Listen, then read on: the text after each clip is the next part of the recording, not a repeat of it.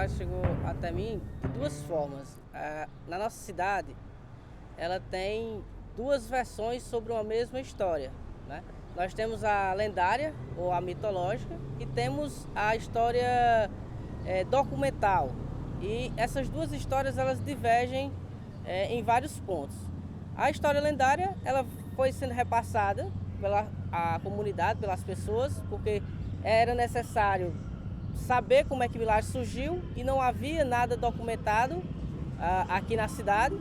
E aí foi se repassando essa história do Souza Presa e da Índia Tapuia, né? Tapuia porque era uma forma pejorativa como o português se referia aos indígenas que moravam aqui na região, né? Teria vindo um homem, um português, né, para essa região, junto com seus amigos, teria sido capturado e os índios teriam feito essa prática, né, de comer carne humana com seus amigos, porque eles eram mais gordos, né? E ele, por ser mais magro, o Souza Presa, teria sido deixado para outro momento. E aí ele se valeu, né, de Nossa Senhora dos Milagres, que é aqui nós estamos atrás de mim, né, na igreja, que é em homenagem a Nossa Senhora dos Milagres. E ele teria feito uma promessa a Nossa Senhora dos Milagres, que é uma santa portuguesa, né, de que se ele fosse salvo, ele voltaria para essas terras e construiria uma capela, uma igreja em homenagem a ela.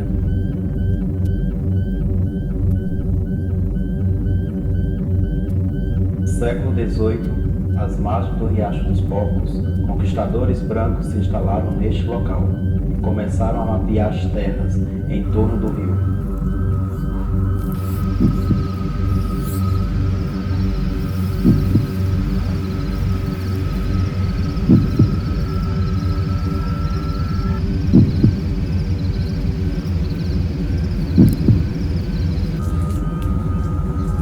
Algum tempo depois, acontece a chegada de um jovem rapaz, português, Souza Presa, que aqui iria viver grandes aventuras.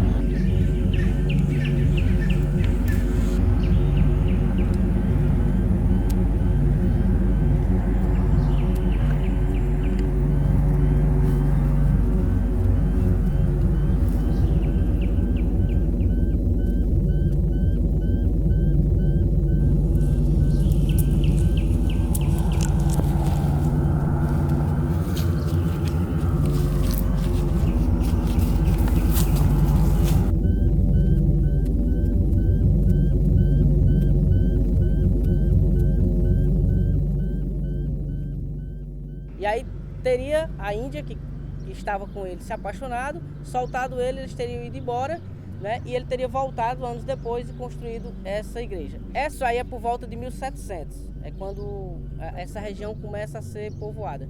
Nós vamos ter no Ceará, e essa região ela vai acontecer vindo de Fortaleza para cá, e essa região ela vai vir Paraíba, né, Pernambuco, por cima da Chapada.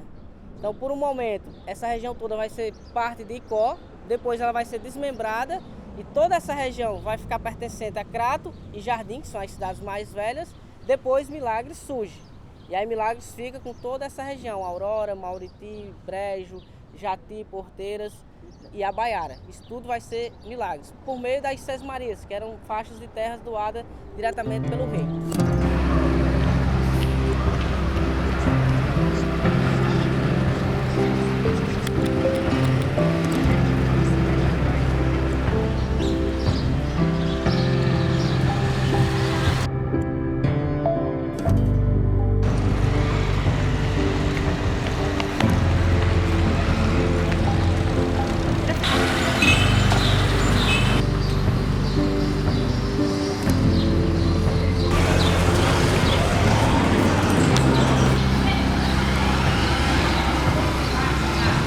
mais me chocou é que várias pessoas aqui do município sempre colocaram, quando citavam, Milagres foi a última cidade a acabar com a escravidão. E eu percebia que colocava em tom de orgulho, como se fosse um orgulho, né? Assim, Redenção foi a primeira, mas Milagres foi a última. Como se fosse um orgulho, né, para determinados grupos saber que a escravidão tinha persistido aqui. E, de fato, a população negra, que é a maioria, o IBGE sempre registrou, né, 73,9% da população de Milagres é negra. Então, o que é que vai se reconhecer numa história que afirma violência contra o indígena, violência, né, contra a população negra, e se orgulha disso? E aí a população sempre escamoteou essa história. A população, o grupo, né, elitista, né, o grupo branco sempre colocou a história de fato do município, das lutas do município, para baixo, né, dos tapetes deles, né, e a população de fato, a negra, a indígena e a população trabalhadora branca, pobre, nunca se reconheceu de fato nessa história. E as escolas, tanto privadas quanto públicas, sempre repetiram essa mesma versão, de que o indígena que habitava era violento e que o branco foi salvo por um milagre de Nossa Senhora. Nós tínhamos já todo o material sobre a luta dos indígenas contra o colonizador para defender, né, o seu direito à terra aqui do Vale do Riacho dos Porcos e do Cariri Oriental, e também dessa população negra que foi trazida para trabalhar nas minas, né, da Companhia São José, das missões de São José aqui, né, onde hoje é Missão Velha e o Quimame, entre Milagres aqui e Missão Velha. E também, quando nós encontramos o documento informando que Milagres foi a primeira cidade do Cariri, a primeira cidade, entre aspas, na verdade era povoado, em primeiro lugar do Cariri, a ter um engenho de rapadura, né, um engenho de açúcar e um engenho de aguardente trazido pelo capitão Bento Corrêa Lima, nós compreendemos, né, que estávamos só precisando colocar no papel, conseguir documentos mostrando como Milagres foi importante na balança política ali dos Alencares, no início do século XIX. A luta da família Alencar do Crato pela posse política aqui do Cariri e depois do Ceará. Que aí vai a Revolução de 1817, a Confederação do Equador e principalmente a revolta de Pinto Madeira de 1830 e 1834. E percebi que os latifundiários de Milagres, que haviam conseguido sesmarias entre o século XVIII e o século XIX, né, aqui eles acabaram lutando ao lado da família Alencar pela Revolução, né, de 1817, as ideias defendidas na Confederação do Equador e principalmente batalhas que houve aqui em Milagres durante a revolta de Pinto Madeira, a sedição, em 1830 e 1834. Então, Milagres teve uma participação política importante nessas lutas que ocorreram em Pernambuco, no Ceará, contra um poder central, que no caso, inicialmente era o rei de Portugal e depois o próprio imperador.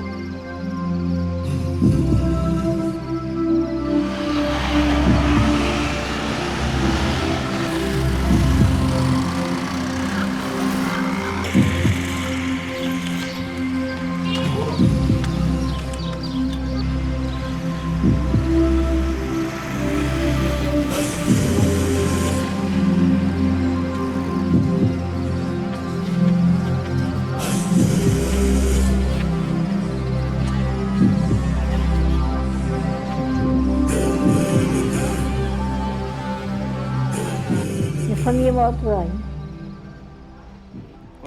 Tem sobrinho, tem sobrinho. Desde pequena que eu trabalho assim.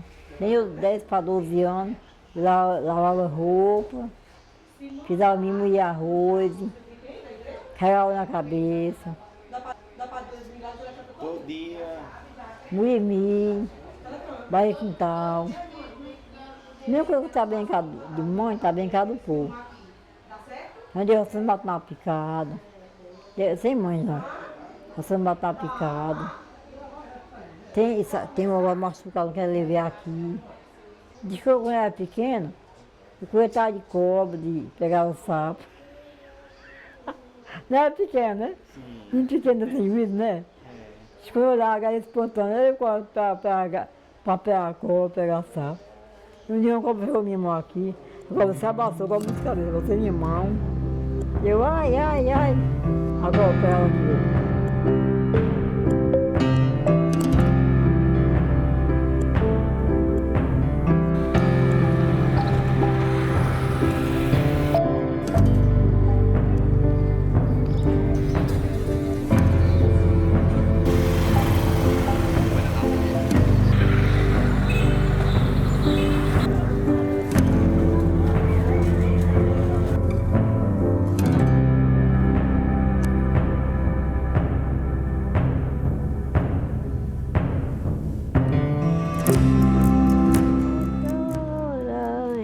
povo do Senhor. Ninguém chama por Maria, que não alcance o favor. Ó glória da nossa terra, dos milagres, ó mãe querida, enquanto dura nossa vida, tu será do nosso amor.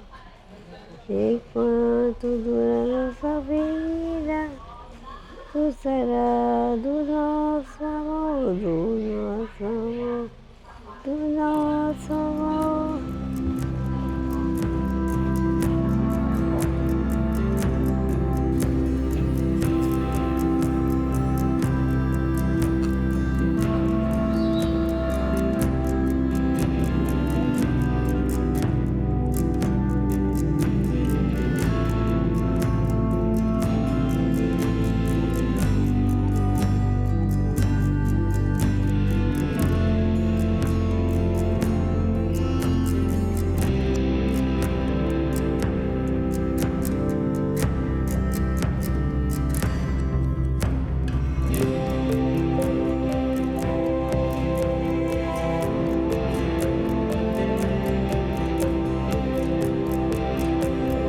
Desde quando eu era criança, que morava com a minha avó, que aqui só era laje, e existia mato também, né? Não existia muita casa. Existiam as casas poucas. A gente passava para ir para o riacho, os caldeirão, para lavar roupa. Então ela dizia, eu era toda a vida fatiga, perguntava à minha avó, vó, o que é que significa isso assim? Ó, minha filha, aqui foi onde mataram Francisca do Socorro, né? O estuprador estuprou ela, e então aqui foi onde ela foi acolhida, o povo, o delegado da cidade chamava Zé Vasco, que inclusive era o meu tio, foi que era ele, que era o único delegado da cidade, ele veio à procura, sentiram a falta dela, né? E ela me explicava que ela era uma criança pequena, magrinha, tinha os cabelos meio louros, né? E ele sempre perseguia ela. Olha, você olha que tem homem que olha para as pessoas, para as mulheres, só com olhar você entende o que é que significa aquele olhar para ela. Ela era uma menina bobinha, mas era uma nativa. Ela chegou onde estava a avó dela e falou, vó, esse senhor que mora perto de nós, toda vida que eu passo para pegar água, ele olha para mim, tem um cunhado muito feio para mim. Ela dizia, não, minha filha, ele não vai fazer nada com você não, porque ele é casado, ele tem mulher. Vó, eu não confio nele. Ela foi, botou a água, a segunda cabacinha d'água, ela veio, disse, vó, tá aí, eu não vou mais pegar água. Ela disse, não, minha filha, vá pegar água, só essa cumbuquinha d'água. Ela foi, ele passou, ela passou, ele ficou olhando ela por baixo. O que ele fez? Seguiu a procura dela. Ela não viu. Antigamente era o bebedor. Ela pegava água ali no bebedor, né? Ela foi, pegou, encheu a cabacinha d'água, quando vinha subindo, ele atacou ela.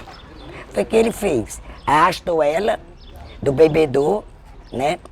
Lá usou ela do jeito que ele quis, do jeito que ele tinha desejo nela, ele fez. A minha avó contava para mim, né? E então, naquele meio, ele tampou a boca dela com areia, os ouvidos, né? Para ela não gritar. Assim mesmo, ela muito magrinha, cansadinha, ela disse, vou falar para meus pais, que era a avó dela, né? Ele disse, então você vai contar o que aconteceu? Ela disse, vou contar para meu pai. Arrastando a vozinha, mas dizendo que ela era fraquinha, né, magrinha. Não tinha corpo, como hoje as mulheres têm, as meninas têm, né? Então, deu tal hora, ela não apareceu. A avó dela mandou o irmão, um primo, ir à procura dela. Quando chegou, não encontrou ela, né? Voltou, só encontrou o potinho dela quebrado. E ela não estava ali. Deixa que aqui, perto da cruz, aqui nessa caixa, existia uma pedra bem grande. E essa pedra, ele arrastou ela do bebedor, trouxe e pôs em cima de uma pedra. O delegado, junto com a polícia, procurou, não encontrou. Subiram. O dito cara que assassinou ela veio tirou a roupa que usou, botou dentro do boné, lá, aquele patuá que eles tinham de primeiro, né? Aqueles boné, puxou lá e penduraram. Aí Tizé-Vaz toda a vida foi um delegado, era um tipo que era investigador, era delegado e investigador, como ele era, né? Ele foi assim, interessante, quem matou essa criança está por aqui. E ele não tomou para ele. Quando foi um pouco ele chegou e disse, você é que é o criminoso da criança. Não, senhor, vamos para a sua casa. Era uma casinha de taipa, né, de barro, vara. E não existia tijolos, existia só essas coisas, né, que a vovó contava. Então levou ele. Quando ele chegou na casinha dele, Zé-Vaz passou, no quintal viu o Bornal, lá com dito facão, que ele assassinou ela.